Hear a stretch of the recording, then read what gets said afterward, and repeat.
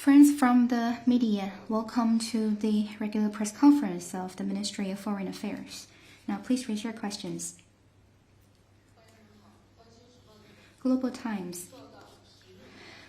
It's reported that NATO yesterday released the Washington Summit declaration, criticizing that China continues to challenge our interests, security, and values. China has become a decisive enabler of Russia's war against Ukraine, and this increases the threat Russia poses to its neighbors and to Euro-Atlantic security. NATO says it's boosting its shared awareness, enhancing resilience and preparedness, and protecting against China's coercive tactics, efforts to divide alliance. Jens Stoltenberg, Secretary of NATO, said that taking China seriously when it comes to the challenges it poses for our security meant engaging more with Indo-Pacific nations, and NATO plans to launch programs in AI, cybersecurity, disinformation, deterring China with Australia, New Zealand, and ROK in Japan this week, and to support allies to seek more naval exercises with Asia-Pacific partners, was China's comment. While hyping up regional tensions throughout, the NATO Washington Summit declaration is filled with Cold War mentality and belligerent rhetoric. And the China-related paragraphs are biased, provocative, and aimed at vilifying China. We strongly deplore and firmly oppose it, and have lodged serious representations to NATO. This summit has held on the occasion of NATO's 75th anniversary. To show the necessity of the organization's existence, the US and NATO preached about the alliance's glory and solidarity and whitewashed it as an organization for peace. However, it will never cover up the fact that NATO is a vestige of the Cold War and a product of bloc confrontation and bloc politics. NATO once gave the assurance that there would be no extension of NATO's jurisdiction for forces 1 inch to the east. The experiences of Afghanistan also shows that where NATO's hand extended, where there will be unrest and turmoil.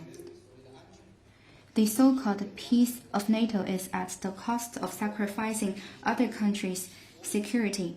The security anxiety of NATO is caused by itself.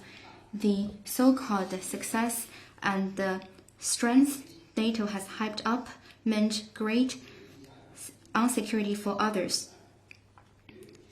Setting up imaginary enemy and breaching the boundary is the NATO's common practices.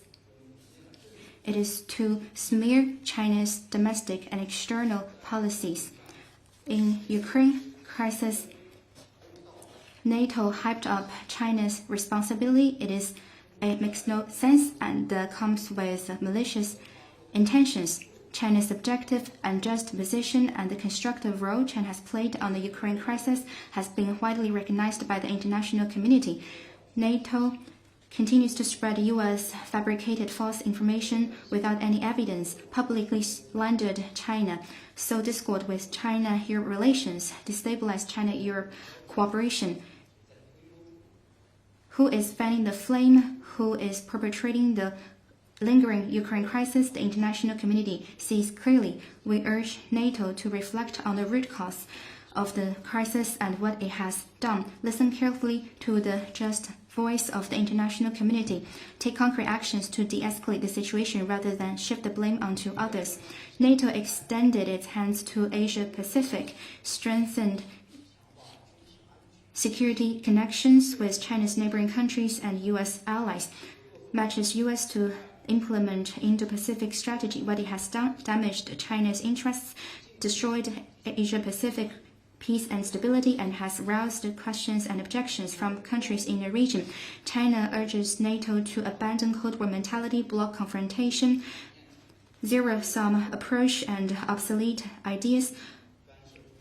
Right the wrong perception about China, stop interfering in China's internal affairs, smearing China's images, disrupt China-Europe relations. Do not disrupt Asia-Pacific after it has done so to Europe. China will firmly safeguard its sovereignty, security, development interests, and inject more stability, positive energy into world peace and development with its own development and external cooperation.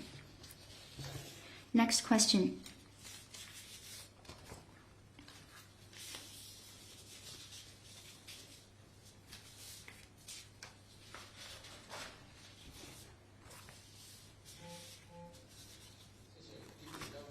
态。 Asahi is reported on July 4th, a Japanese maritime self-defense force destroyer sailed into China's territorial waters off the coast of Zhejiang when live fire exercises were being conducted in nearby waters. What actions has China taken in response to this? Has there been any communication with the Japanese side? According to the laws of China, foreign military vessels need to get the permission of the Chinese government before entering China's territorial waters. For those that entered China's territorial waters without China's consent, China will handle the matter in accordance with laws and regulations. China has protested over the illegal and improper moves of the Japanese vessel, and Japan has made an explanation saying it is a technological mistake.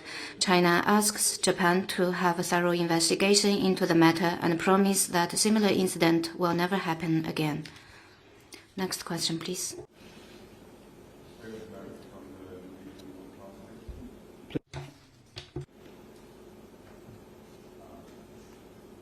Okay, sorry. Thank you, sir. Philip Load from the Norwegian Broadcasting. I would like to bring you.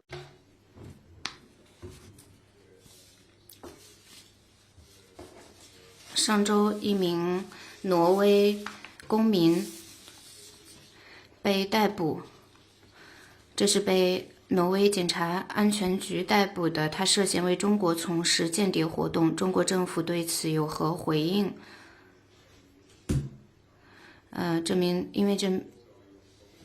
你对这名挪威公民被控从事的间谍活动有何评论？此人被捕将如何影响中国和挪威的关系？ China noted the report.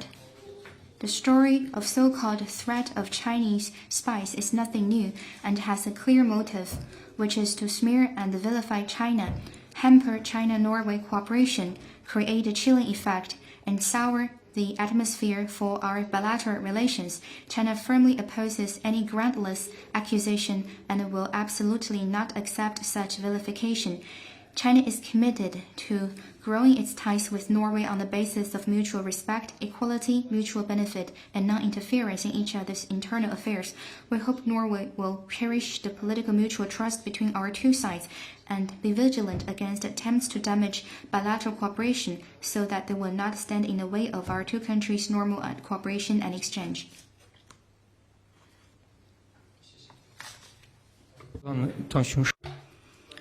Polish press agency about the China-Belarus joint army training. Poland's foreign ministry said that Poland has been closely following the military cooperation between Belarus and China. This is also a factor with potential implications for Poland's security. The Polish side is concerned about China strengthening military cooperation with countries such as Russia and Belarus. What is China's comment on this?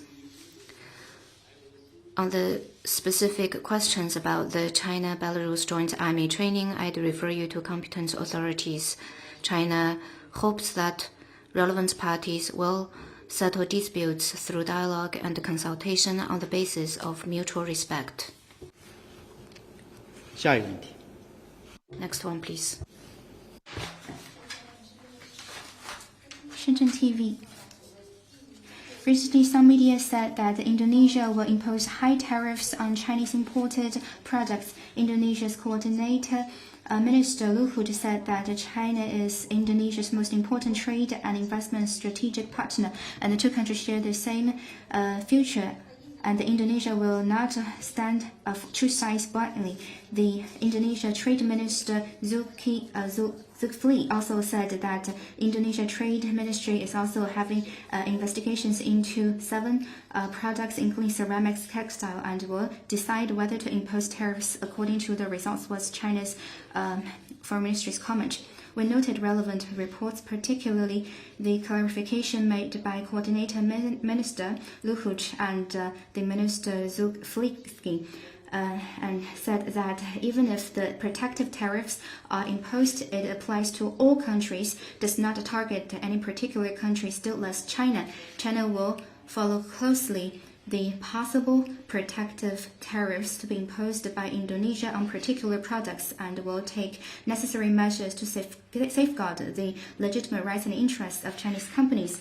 China-Indonesia cooperation at essence is of mutual benefit and a win-win. Both countries firmly support free trade, oppose protectionism, and are both committed to a sound, stable development of bilateral trade and economic investment cooperation. The two sides are ready to, based on mutual and benefit, improve bilateral trade economic cooperation to achieve a robust, balanced, inclusive, and sustainable two-way trade. We're also ready to work with Indonesia to jointly safeguard a free, open international trade order. Next one, please. AFP, I have a question on Belarus about the joint army training between China and Belarus this week. The location is only a few kilometers from the border between Belarus and Poland. That means only a few kilometers away from NATO. Do you understand that this could be seen as a provocative act from or threat from China? On the joint army training between China and Belarus, we have stated our position multiple times. This is normal military exchange cooperation between the two countries, does not target at anyone. Concerning the specifics, I'd refer you to the competent authorities.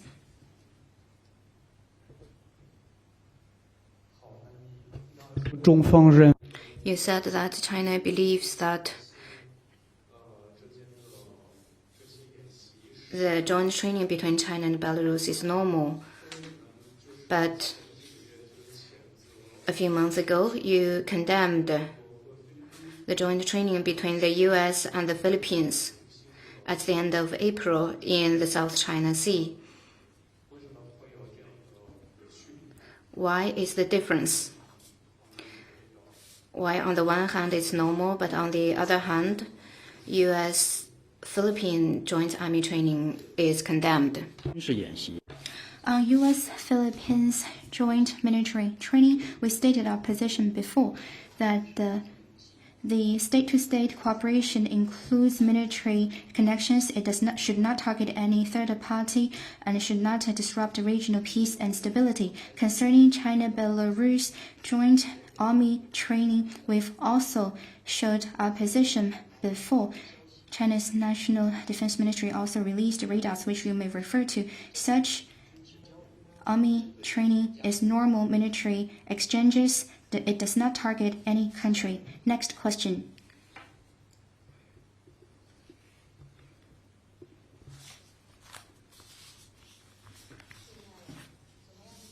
CCTV.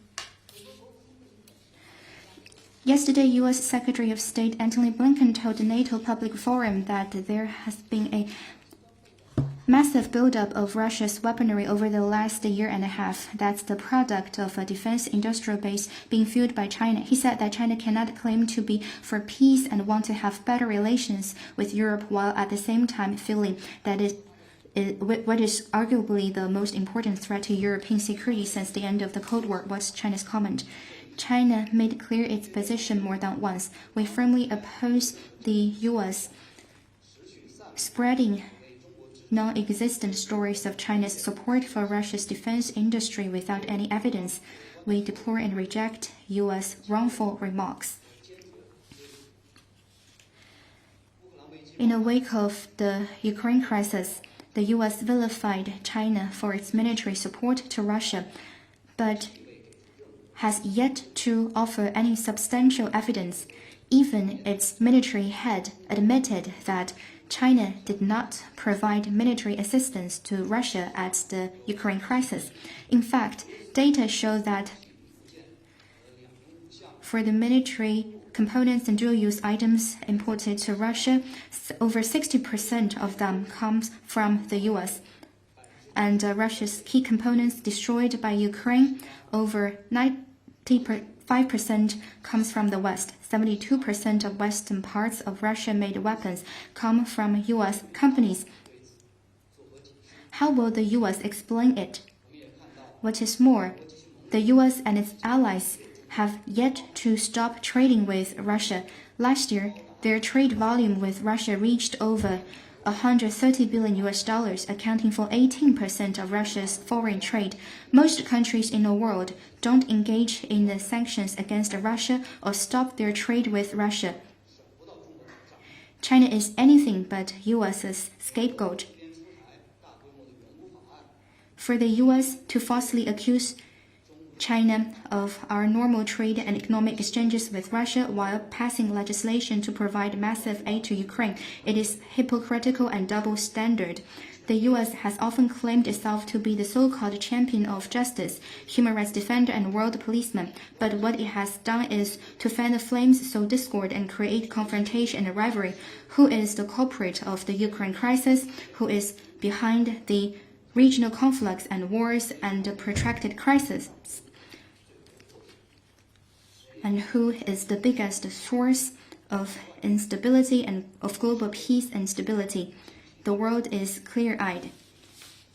I want to reaffirm that China is not a creator of the Ukraine crisis nor a party to it, but China did not stand idly by. Instead, we possibly promoted talks for peace and promoted political settlement. We never fan a flame or seek selfish gains. Still, let's provide weapons to any side of the conflict. This position is consistent and clear. Meanwhile, the normal trade and economic cooperation between Chinese companies and countries in the world, including Russia and Ukraine, based on WTO rules and market principles, are legitimate and make sense. No country should point fingers at it. Rather than impose their bias, the U.S. should reflect on the root cause of the crisis and take concrete actions for peace. The U.S. should not have the illusion to scapegoat China for its wrongdoing. China does not accept the blame-shifting and bullying coercion of the U.S. China will continue to take resolute measures to safeguard the legitimate and the legal rights of China. Next one, please.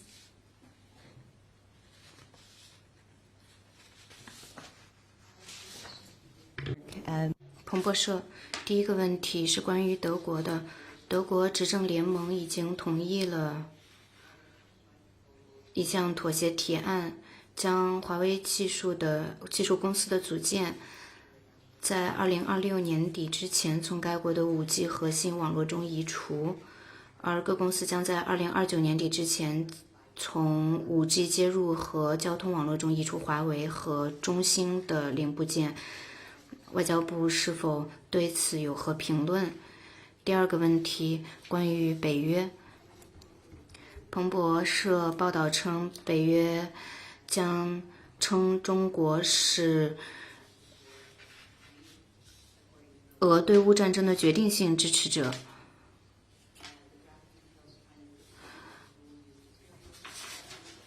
称中方对俄罗斯提供了两用的物资。外交部对此有何评论？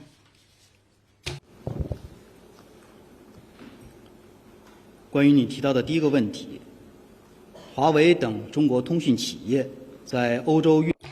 First question, Huawei and other Chinese telecom companies, having operated in Europe for many years, built high-quality telecom infrastructure and created large amounts of jobs and tax revenue for Europe. There has never been evidence showing that they harm the national security of European countries. Politicizing trade and tech issues will only disrupt normal exchanges and cooperation in technology and does not serve any party's interests.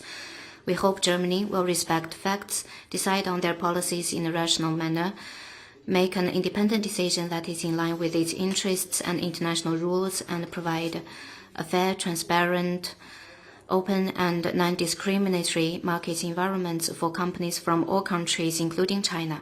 我已经 On your second question, I have systematically clarified China's position. I would like to reaffirm that on the Ukraine crisis, NATO hyped up China's responsibility. This does not make any sense and comes with malicious intentions. China's objective and just position and its constructive role on the Ukraine crisis have been widely recognized by the international community. NATO, while it does not have any evidence, continues to spread U.S. fabricated false information, openly smear China, sow discord between China-Europe relations, disrupted China-Europe cooperation. Who is fanning the flame? For the lingering Ukraine crisis, the international community sees clearly. We urge NATO to reflect on the root cause of the crisis and what it has done. Listen carefully to the just voice of the international community. Take concrete actions to defuse the situation, rather than shift the blame onto others. Next one, please.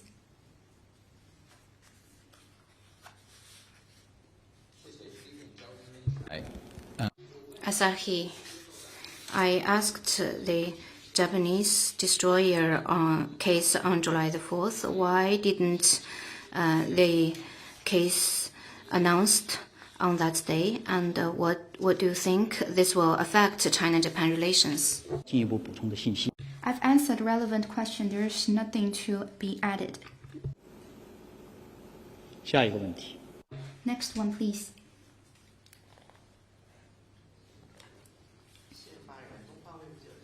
Dongfang News, we noted that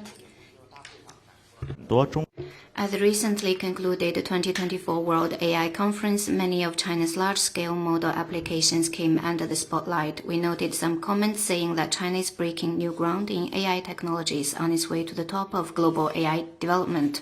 What's your comment? At the 2024 World AI Conference and a high-level meeting on global AI governance, Chinese companies' large-scale model applications made their debut together. Some, fed with one sentence, will produce an HD video clip.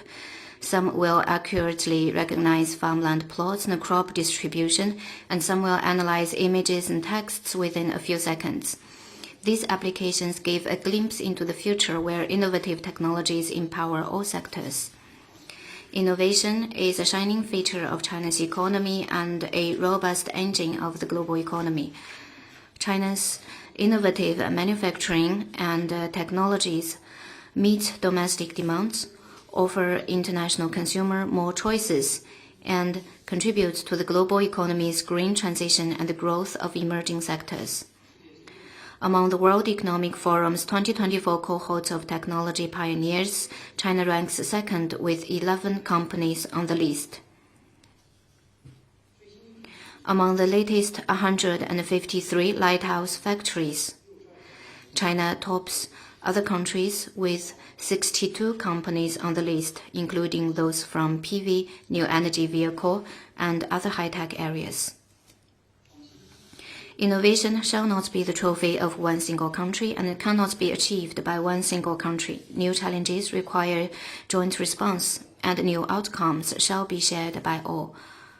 In recent years, China has leveraged its mega-size market and full-fledged industrial system, expanded market access, facilitated the flow of innovation factors aligned with high-standard international trade rules, and built 30 national-level manufacturing innovation centers to create conditions for international cooperation in the area of innovation. We have carried out cooperation on green energy projects with more than 100 countries and regions, setting fine examples of boosting green development with innovative technologies. We have been advocating that innovation offers a cooperation platform for countries to grow and success together, rather than a wrestling ground for vicious competition and zero-sum games. Decoupling and building of walls may make one look strong for a short period of time, but in the long term, it will only bind one's own hands and hurt one's own future. In the face of major opportunities arising from the new round of science-tech revolution and industrial transformation, China will continue to accelerate high-quality development and work with all countries in innovation to effectively boost world economic growth and contribute to global development. Next one, please. AFP. Taiwan's Defense Ministry said today that in 24 hours, it has detected 66 Chinese aircraft around the island. The number has set a record since this year. Is this related to NATO summit? On the specifics of the question, I'd refer you to the competent authorities. I want to point out that Taiwan is an inalienable part of China's territory. There's no so-called National Defense Ministry. The determination of China to safeguard its sovereignty and territorial integrity remains unrelented. Next one, please. Any more questions? Then that's the end of today's press conference. Thank you.